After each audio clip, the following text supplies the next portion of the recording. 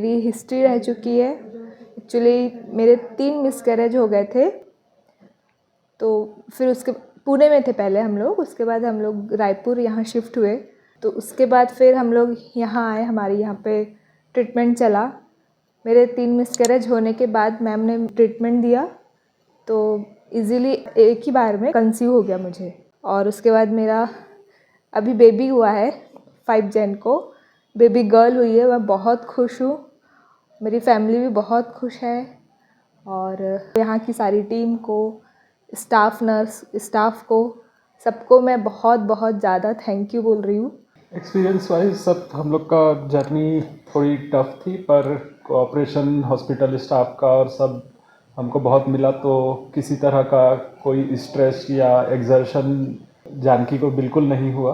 और मैडम ने बोली थी जैसे कि कुछ भी फर्स्ट साइन ऑफ डिस्ट्रेस लगे तो आप यहाँ आ जाना। तो 5 जन को हमको अर्ली मॉर्निंग थोड़ा लगा, तो हम लोगों ने मैडम से कांटेक्ट किया और तुरंत यहाँ से आ गए थे। और 5 तारीख को फिर बेबी गर्ल हुई हमको।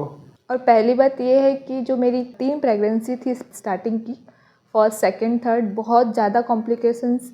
और ये 4th वाली प्रेगनेंसी बहुत सारे मुझे, मतलब पहले तो इतने कॉम्प्लिकेशंस होने के बावजूद भी मेरी ये वाली 4th प्रेगनेंसी इतनी स्मूथ गई है। मतलब एक तो मैम का हौसला, और उन्होंने इतने स्मूथली मुझे ट्रीट किया, और मेरी प्रेगनेंसी बहुत बहुत अच्छी गई है। नहीं तो इसके पहले वाली प्रेगनेंसी में मुझे बेड रेस्ट, मतलब इतनी ज़्यादा तकलीफ़ की, मैं अभी उसके बारे में बोलूँगी तभी मुझे रोना आ जाएगा। बट ये वाली बहुत स्मूथ गई, मुझे पता ही नहीं चला कि मेरे 9 मंथ कैसे निकल गए। बस यही, और हमारा बेबी हमारे अभी गोद में है। अब बहुत खुश है हम लोग, मतलब थैंक यू बोलती हूँ, बहुत धन्यवाद, सबको बहुत बहुत धन्यवाद, थैंक यू।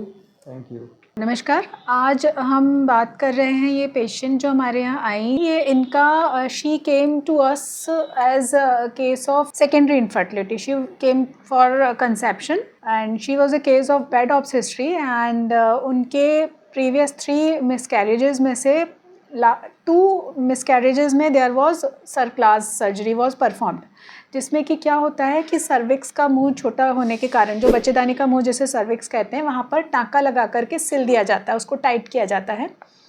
तो इनका फर्स्ट बेबी में भी जहाँ पर इनकी डिलीवरी हुई, तो वहाँ पर इनका सर्क्लास किया गया था और वो सक्सेसफुल नहीं हुआ और बेबी अबॉर्ट हो गया।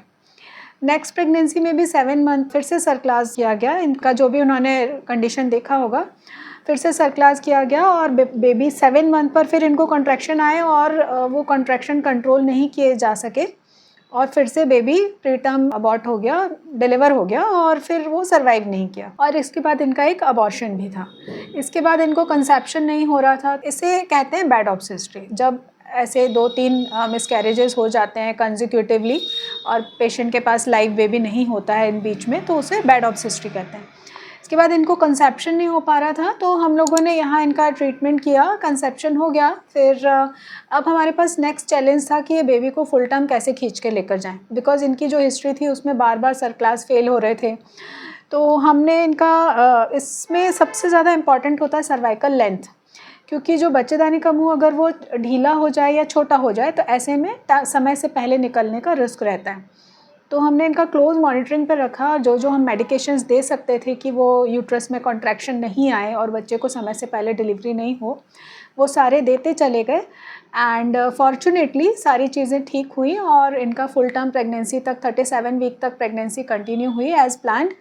और 37 वीक के बाद इनको संडे के दिन ये इनको पेन आए और फिर हमने इनको डिलीवर करवाया सिजेरियन। एंड अच्छा है, मदर बेबी दोनों अच्छे हैं। तो this is all a challenging case, जहाँ पर कि हमारे लिए 2 चैलेंज थे।